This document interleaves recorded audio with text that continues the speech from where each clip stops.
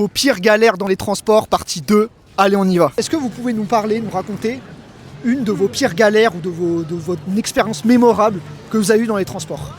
Ok, une fois on nous a dit qu'il y avait une bombe dans le métro et du coup le métro il s'est arrêté et on a dû sortir et on a dû marcher dans les tunnels pendant 1 heure. Enfin on est resté bloqué 1 heure et après on a marché dans le noir.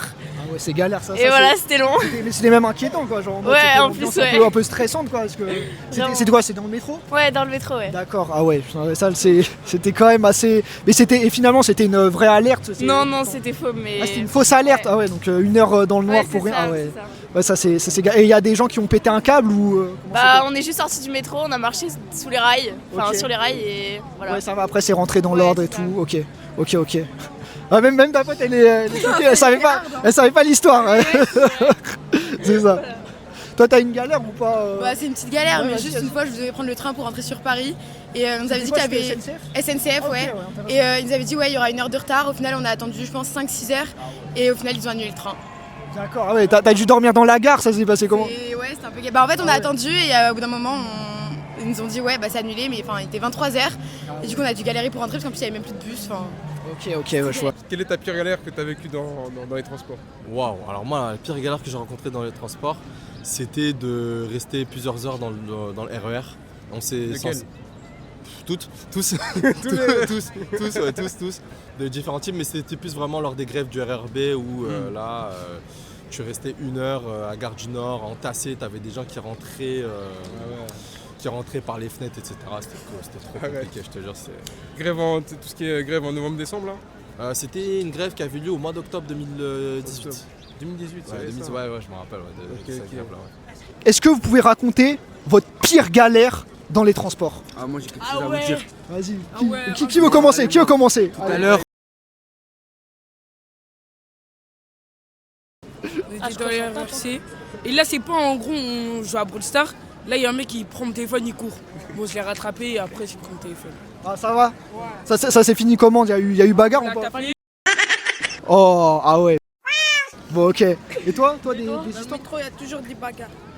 Tu trouves? Non. Quelle ligne? Ça dépend la ligne, franchement. La ligne C. D'accord, la ligne C? Non, ça c'est RER, ça. Mais tranquille, tranquille. Et je pense que je sais pas si vous êtes au courant, il va y avoir des grèves prochainement, notamment avec la SNCF, la RATP, tout ça. Et comment est-ce que vous allez en cours, c'est ça, si j'ai compris? Ouais, voilà.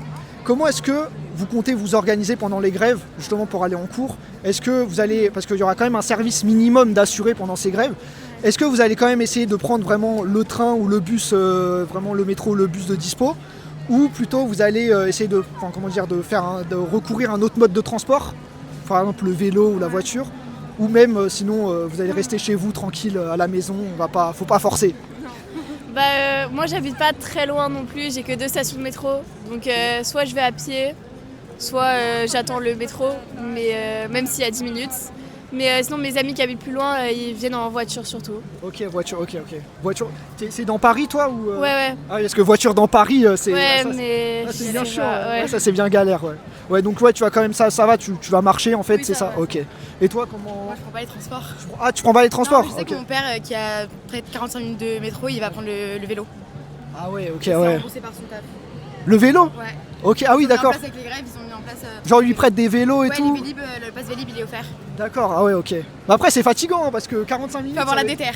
Ouais, c'est quoi? C'est 10 ou 15 km quoi. Ouais, 30, ouais, c'est. Ça veut faire du sport. Ouais, c'est ça. C'est ça. Bon, et dernière question.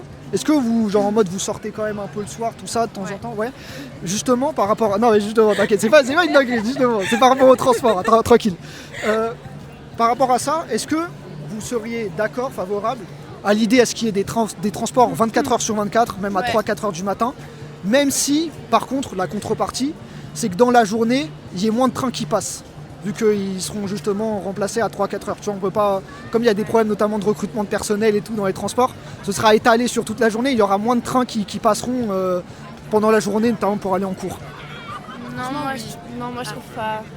Moi je trouve que les métros à 5h du matin, en général quand on le prend c'est que on sort de la soirée à 5h du matin. Donc ah d'accord, ok, donc l'idée c'est vous prenez plutôt le premier métro, le premier train.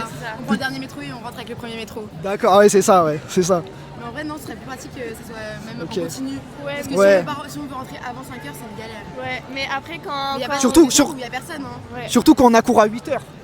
Si après, là, faut assumer, hein. Ouais, voilà. Non, mais après quand j'arrive en journée et que je vois il y a 5 minutes pour attendre le métro, ça m'énerve quand même. Ouais, ah ouais, pour 5 minutes. Ah non, mais franchement, métro, tu sais que RER, dans certains endroits, ils attendent 15, 20. Ouais, mais. Ouais, c'est ça, ouais. Ça va, à Paris, franchement, on est privilégiés. On a de la Tu vois, chance. franchement. J'ai une copine, elle habite en dehors de Paris, fallait qu'elle prenne le RER elle devait venir genre 2 heures avant l'heure des cours pour être sûre d'avoir son bon RER, un truc comme ça. Ouais, non, ouais, c'est une Trop galère. long à attendre. Ouais, c'est vrai que les RER, c'est. Déjà, le métro peut avoir des petits problèmes parfois, mais RER, c'est franchement.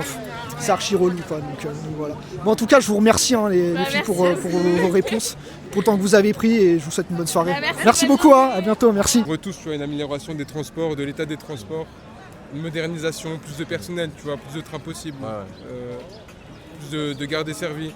Et il y a plusieurs moyens d'améliorer ça. Est-ce que tu penses qu'il faudrait plutôt une augmentation des recettes ou une diminution des dépenses?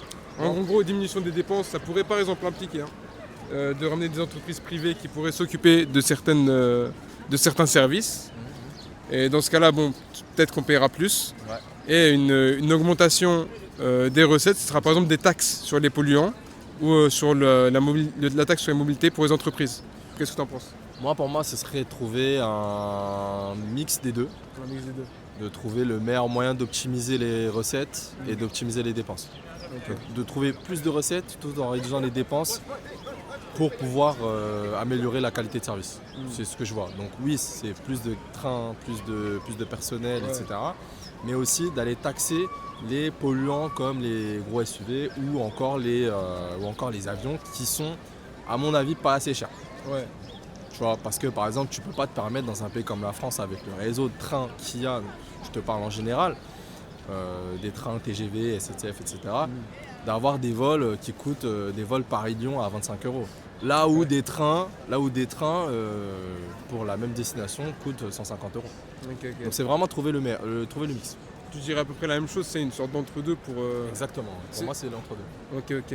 Est-ce que tu dirais la même chose pour... Il y en a qui disent est-ce qu'il faudrait investir à fond sur les transports et dégager les transports privés, ou plutôt toujours essayer de maintenir une sorte de statu quo entre les deux, ou faire le contraire? Pour moi, c'est plus investir dans les transports publics Ouais. et trouver un moyen d'optimiser les transports privés. Ce serait vraiment ça. Ok. De l'adapter à la réalité écologique. Ouais. Ouais, c'est ça. Ok, c'est intéressant. Merci beaucoup. Bah, je t'en prie, allez. Oh. Non, mais inquiétez pas, de toute façon, il y a des bails qu'on coupera, je pense. Hein. Non, gars.